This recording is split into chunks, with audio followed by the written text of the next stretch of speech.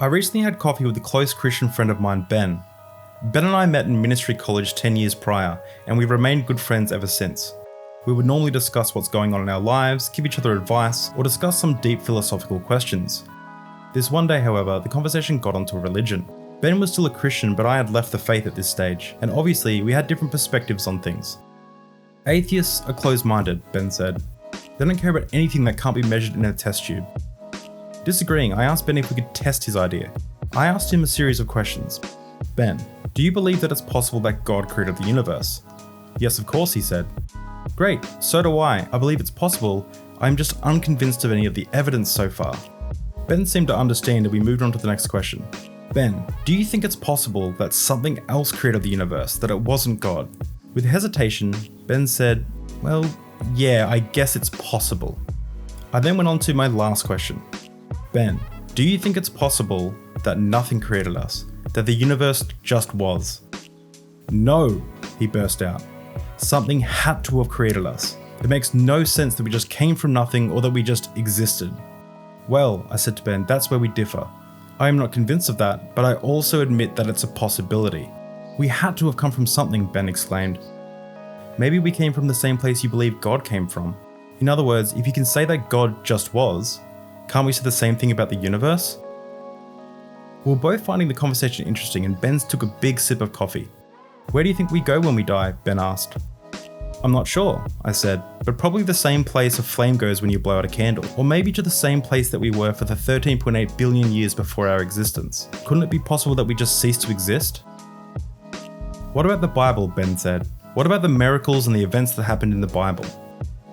Well, the Bible is a big conversation. Some things are probably historical and some things aren't. But furthermore, I fathom to understand a God who would part the Red Sea to save his people, but keep the gates of Auschwitz locked. Ben was used to some of my harsh one-liners, and brushed it off and moved on to his next question. What about spiritual experiences, he said. Well, many people have experiences from mutually exclusive religions. If those experiences aren't evidence of those religions, why are your experiences evidence of your religion? And furthermore, people accept optical illusions as just something that our brain can do. Is it possible that spiritual experiences are just emotional illusions? What do you believe? Ben asked. Do you want to believe in God? Of course I want to believe in God, if God is true.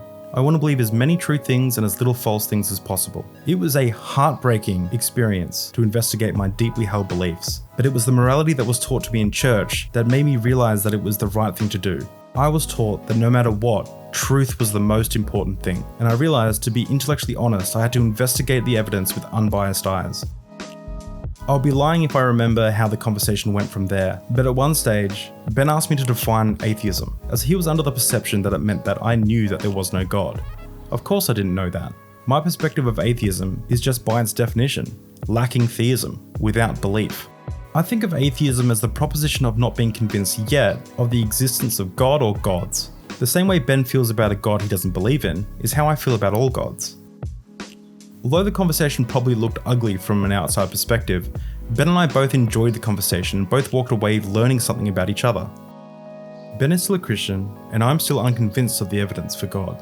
However, I think it's important to remember that a rational person should always change their perspective for sufficient reason. And just because we disagree doesn't mean we can't still be friends and have interesting conversations. Thanks for watching.